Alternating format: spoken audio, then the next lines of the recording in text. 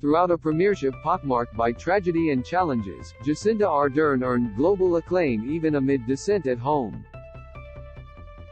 In 5 years and 3 months in the top job, she held the nation's hand in the wake of the terrible tragedies of the Christchurch mosque shooting and White Island volcano disaster, slammed shut its borders to ward off the COVID-19 pandemic and elevated female leadership on the world stage.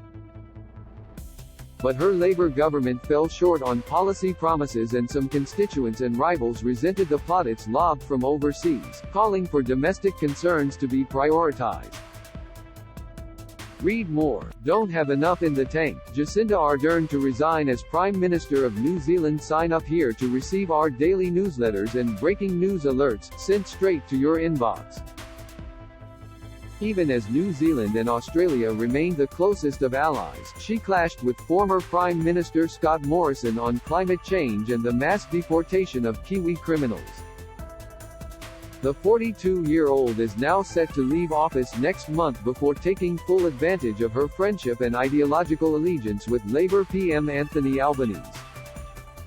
Australian Institute of International Affairs National Executive Director Dr. Bryce Wakefield praised Ardern's leadership through the pandemic and the major national tragedies. Read more. Husband of missing U.S. woman accused of killing, dismembering her because of her communication skills. Because of her ability to clearly communicate and show empathy, she was the perfect person to lead New Zealand at a difficult time through a series of tragedies, the New Zealand-born and educated foreign policy expert told 9 News. Com.au. In policy areas, however, she under-delivered. Labour came to office promising clear and extensive social policies.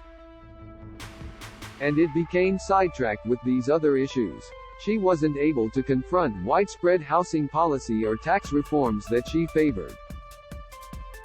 Read more. Dad drowns trying to save daughter at NSW Beach. The Christchurch mosque shooting most foreigners first look at the young leader during the most painful of these tragedies, when a black-clad, hijab-wearing Ardern embraced the families of some of the 51 Christchurch mosque shooting victims. Her words in the immediate aftermath of New Zealand's worst massacre, along with her refusal to say the Australian-born far-right extremist murderer's name, were widely praised, along with a swift move to introduce strict gun laws. They have chosen to make New Zealand their home, and it is their home. They are us, she said. Of the victims, the person who has perpetuated this violence against us is not. Splashed on the cover of Time magazine, Ardern was feted internationally in a wave of Jacindamania that had well and truly crashed domestically by the time she announced her resignation today in the face of dire pre-election polling.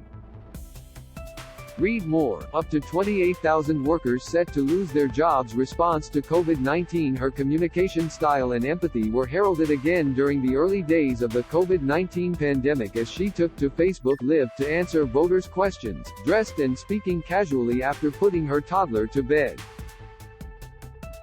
Much as in Australia, support for New Zealand's strict response to the virus eventually turned to frustration as many chafed for borders to be reopened and lift to return to normal. Today she admitted the pandemic and other challenges had taken their toll, leaving her without enough in the tank to do the job justice. It's one thing to lead your country through peacetime, it's another to lead them through crisis, she said.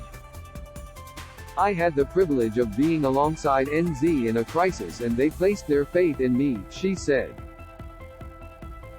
Read more. Bank's offensive offer to couple fleeced of $100,000 in scam. Female leadership. Female leaders are not a novelty across the Tasman, where 2 men and 3 women have led since Jenny Shipley took office in 1997. But Ardern's status as a young, progressive, unmarried and policy-focused national leader was repeatedly called attention to around the world. Her responses to perceived sexism regularly made global headlines, beginning just days into her mandate when she slammed questions about whether she would become pregnant in office as totally unacceptable in 2017. The Prime Minister did fall pregnant and took 6 weeks maternity leave before returning to work as First Bloke Clark Gayford, now her fiancé, took more responsibility for caring for little Neve, just as countless female partners have done for countless male politicians. Wakefield said Ardern was a model of how those in leadership ought to be able to make accommodations for family. More recently, she grabbed attention with a sharp response about whether she was hosting Finnish Prime Minister Sanna Marin because they were both women of a similar age. My first question is I wonder whether or not anyone ever asks Barack Obama and John Key if they met because they were of similar age, she mused.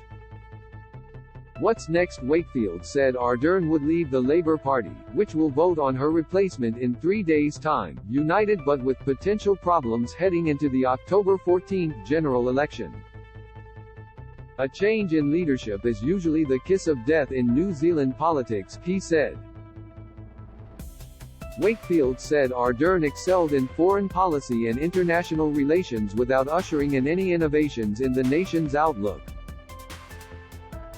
Perhaps one lasting impact could come from her consistent push to improve the rights of New Zealanders living in Australia, and cut down on regular deportations of criminals, including those with few or no remaining connections across the ditch. By using her profile to continually put that issue onto Australia's agenda, Ardern seems to have convinced the Albanese government that it's time for significant reform in this area, Wakefield said.